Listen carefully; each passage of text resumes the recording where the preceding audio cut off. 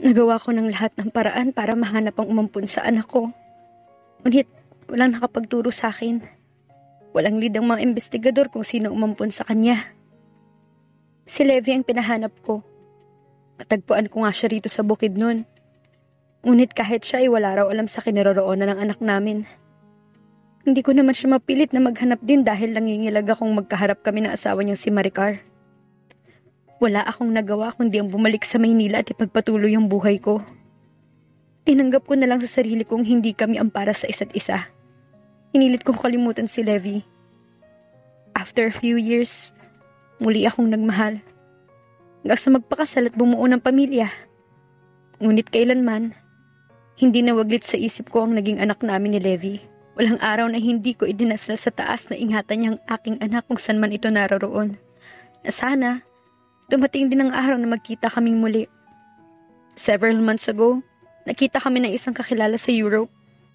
Nabanggit niya sa akin wala na si Levi. Umuwi ako sa Pilipinas. At noong birthday niya, dumalaw ako dito sa puntod niya. Ikaw ang naglagay rito ng basket ng marigold chrysanthemums noong birthday niya? Malungkot itong ngumiti. Oo. Tatandaan ko pang iyon ang paborito niya itanim sa garden namin. Tumingin ito sa kanya, puno ng sakit at pagdurusa ang mga mata. Ang sakit ng ginawa niya. Alam naman pala niya kung nasaan ang anak ko. All along, sa kanya pala ibinigay ng mga magulang ko ang anak ko. Marahang humaplos ang palad nito sa pisngi niya. Hindi na niya napigil ang sarili. Umiyak na ring yumakap siya rito. Matagal at mahigpit silang nagyakap. Para bang masusulit niyon ang napakaraming taon ng kanilang paghihiwalay. Mama, ipinamulot nila sa akin na wala na ang tunay kong ina. Saad niya pagkaraan. Pero nung nabubuhay pa si Papa, kapag napapagalitan ako ng asawa niya, madalas niya sabihin naliligaya rin daw ako. Sisiguruhin daw niya yon kahit masaktan siya. Ngayon ko lang naisip, siguro pinlano niya rin akong ibalik sa'yo. Mama, maaga lang siyang nawala kaya hindi na yun natupad. Siguro nga anak, mas mabuti nang yun ang isipin ko kaysa magkimkim pa ako ng sama ng loob sa isang taong minsan ko rin minahal. Kailan lang pinagtapat sa akin ni Tita Maricar, nabuhay pang aking ina. Sinabi niya rito ang pagpupumilit ng kanyang madrasta na ipakasal siya sa anak ng nawala niyang amo, pati na rin kung paanong ang pinsan nito ang kanyang nakatakdang pakasalan. Hindi mo na kailangan gawin iyon anak, kung wala namang dapat panagutan sa iyong lalaking yun. Hindi na kailangan pang ituloy ang kasal niyo. Napag-usapan nilang mag-ina na wag na muna itong magpakita sa mga tao sa villa. Minabuti niyang siya na muna ang magsabi ng tungkol dito bago ito magpakita roon. Isinama muna siya nito sa tinutuluyang pension house bago sila naghiwalay. Nakapanhik na si Camille sa villa nang maulinigan niya ang nagtatalong mga tinig sa study. Hindi niya intensyong makinig ngunit umaabot ang pag-uusap sa pandinig niya habang papasok siya sa kabahayan. Bahagyang nakaawang ang pinto ng study. Nakita niya ang magkaharap na figura ni Tricia at Franco. Tama ngang si Camille ang pakasalan mo. Dahil mukha namang kayang-kaya mo siyang pasunurin at paikutin sa mga palad mo. Tinig iyon ni Tricia. Inaamin kong dominante ako, pero hindi ko pinaiikot lang ang nobya ko. Ganti naman ni Franco. Kaya pa na nang tanggihan kong imbitasyon mong magbakasyon dito at tulungan ka sa farm, ay naging girlfriend mo na siya agad. I happen to know you, Franco. Magaling kang negosyante at hindi ka mamumuhunan kung wala kang nakikitang mapapakinabangan. Useless na pagtatalong ito, Tricia. Let's stop this nonsense. Ngunit nagpatuloy pa rin si Tricia. Bakit? Itatanggi mo ba na malaking naitulong sa'yo ni Camille matapos mawala ang papa mo at maiwan kang mag-isa sa pagpapatakbo ng minana mong negosyo? And poor Camille, gullible as she is, was made to believe na mahal mo siya kaya mo siya pakakasalan. Pero ang totoo, nakita mo lang na malaking may tutulong niya sa'yo sa pagpapatakbo nitong farm, kaya mo siya inalok ng kasal. Parang biglang nagwala ang puso ni Camille sa mga narinig. Si Franco pala ang anak ng namatay na si Tito Marcelo. At siya, kaya siya nito inagaw kay David ay dahil kailangan siya nito sa farm. Nais nitong masiguro na walang mangyayaring setback sa farm bunga ng pagkawala ng ama nito. I said, stop it! It was my biggest mistake to fall in love with a man like you. Sarili lang ang mahal. Ibinaling nito sa kanya ang tingin at noon niya napagtanto na sadya nitong inilakas ang tinig dahil namataan na siya nitong dumating. Sana pag-isipan mo muna ng ikailang beses bago ka magpakasal sa lalaking to, Camille. Pagkasabi niyon, mabibilis ang hakbang na nilisan nito ang study at tuloy-tuloy na umalis ng bahay. Pumihit si Franco at nagkaharap sila. Pormal ang anyo nito tulad noong mga unang araw nito sa farm. Nang lumabas ito ng study at lapitan si Camille, ay napaatras siya. Huminto naman ito. Nakita niya ang paggagalawan ng mga kalamnan nito sa panga. Ikaw ang nagleyas na anak ni Tito Marcelo? Wika niya rito. Oo. Bakit hindi mo itinamang mali kong akala? I thought, ang sabi ni Tito Marcelo, David ang pangalan ng anak niya. Ngayon lang din niya naisip na bata pang masyado si David para maging ito ang naglayas na anak ni Tito Marcelo. Kung 15 anyos na ito noong 5 taon pa lamang siya, dapat ay lampas 30 na ito ngayon gaya ni Franco. Lahat ng pangalan ng apo ni Lola Linda ay may kasama na David. Sunod sa pangalan ng nasira naming lolo na si Lolo Arnold David. I was christened David Franco. David dan naman si Dave. Kaya pala narinig niyang sinabi ni Lola Linda na iniiwasan ni David ang tawag ng ama nito kaya madalas nawala sa bahay. Buhay pa pala ang mga magulang ng binata at kaya pala hindi niya alam ay dahil sa ibang bansa na nakatira ang mga iyon. Totoo bang sinabi ni Trisha? Na kaya mo lang ako inalok ng kasal ay para makatiyak ka na magiging magandang takbo nitong farm dahil sa tulong na magagawa ko? Muli niyang nakitang gumalaw ang mga muscle nito sa panga. Inagaw kita kay David. Pero, yun ang dahilan kaya mo ko inagaw sa kanya, hindi ba? Umaasa siyang walang katotohanan ang bintang ng ex-girlfriend ni Franco kaya hindi niya inaasahan ang isinagot nito. Oo. Napakagat-labi siya kasabay ng mariing pagpikit. She was beginning to love him, thinking that he was in love with her too. Pinaamo lamang pala siya nito. At parte pa rin siguro ng pagpapaamong iyon ang mga paglalambing nito sa kanya. How foolish of her na mai-inlove sa kanya ang pares nitong man of the world.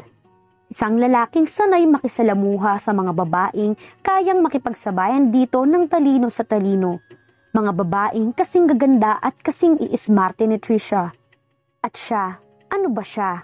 Isa lamang siyang simpleng probinsyana at ulila pa. Nag-init ang sulok ng kanyang mga mata. Namalayan na lamang niyang lumuluha na siya. Lumamlam ang mga mata ng binata. Pero totoong sinabi ko sa iyo, Camille. It changed me.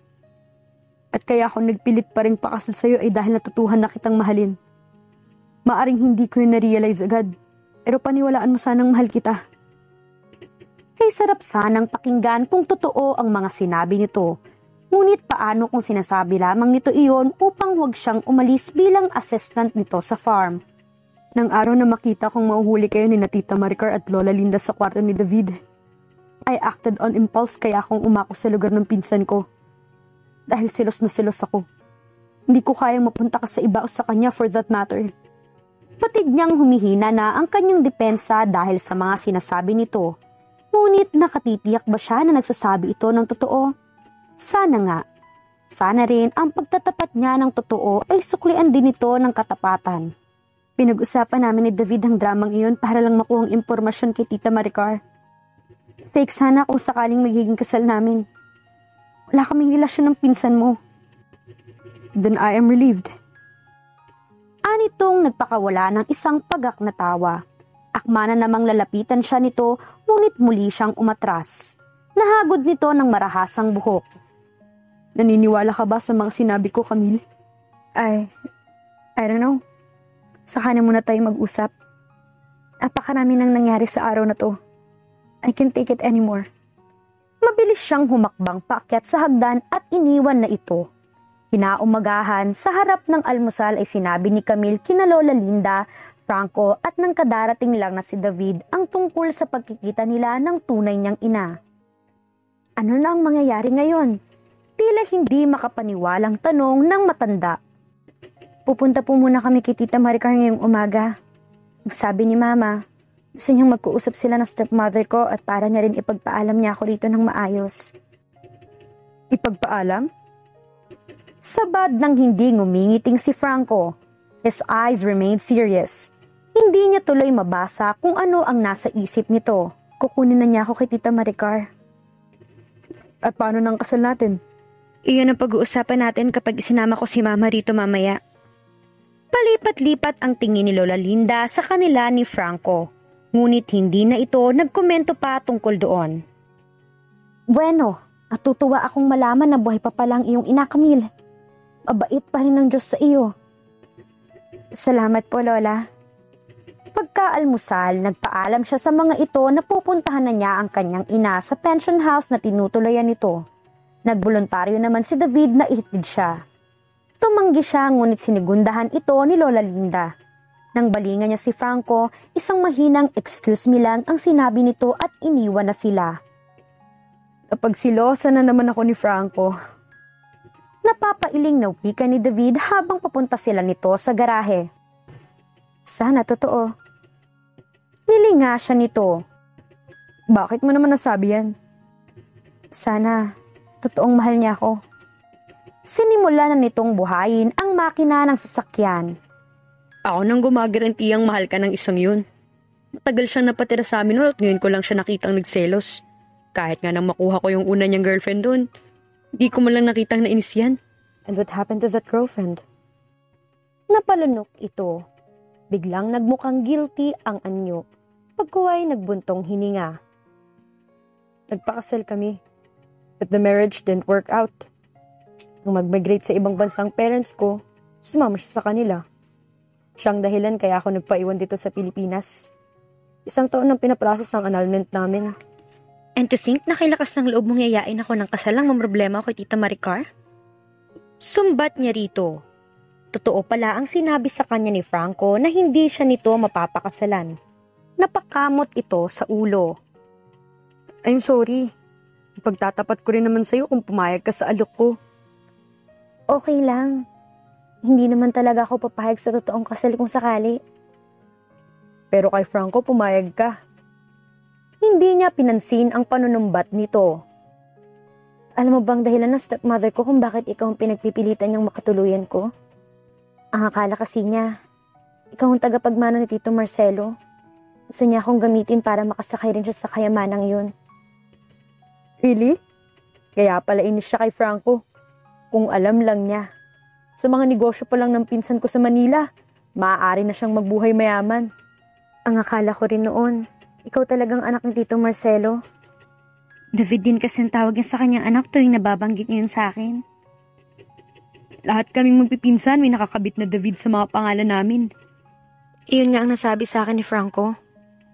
Anyway, maitutuwid na ang lahat-lahat sa pagdating na ito ng tunay kong ina.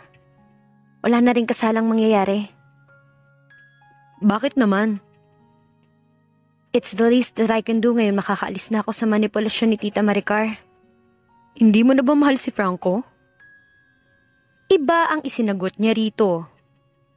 Mas mabuti ng ganito, David. Sarado ang kanilang bahay nang magsadya sila roon ng kanyang ina. Nang pasukin nila iyon ay nagkalat ang mga linisin. Parang dinaanan ng bagyo ang bahay. Kaya siguro nagagalit si Tita Eileen sa kanya. Dapat ay dumalaw siya roon kapag wala ang kanyang madrasta upang maglinis man lang. Isang kapitbahay ang nagsabing iniluwas daw ni Tita Eileen ang kanyang madrasta sa Maynila, maagang maaga pa kanina. Ayon pa sa kapitbahay, mukhang malala na ang lagay ng kanyang madrasta. Maputlang-maputla na raw ito at nangihina pa dahil sa sakit na leukemia. Nanlulumong na paupo si Camille sa 2 baitang ng hagdan. Kaya pala madalas itong pumupunta sa San Vicente. Doon marahil ito nagpapagamot. Nagsimulang mag-init ang sulok ng kanyang mga mata. Kahit naman naging malupit sa kanya ang kanyang madrasta, ito pa rin ang itinuturing niyang ina sa mahabang panahon. Ano nangyari yun? Bakit hindi sinabi sa akin ni Tita Maricar ang sakit niya? Kapwa walang naisagot doon ang kanyang mama at ang kanilang kapitbahay. Napagkasunduan nilang mag-ina na dumaan sa flower farm. Nagulat na naman siya ng ibang tao ang makita roon sa halip na ang dati nilang mga tauhan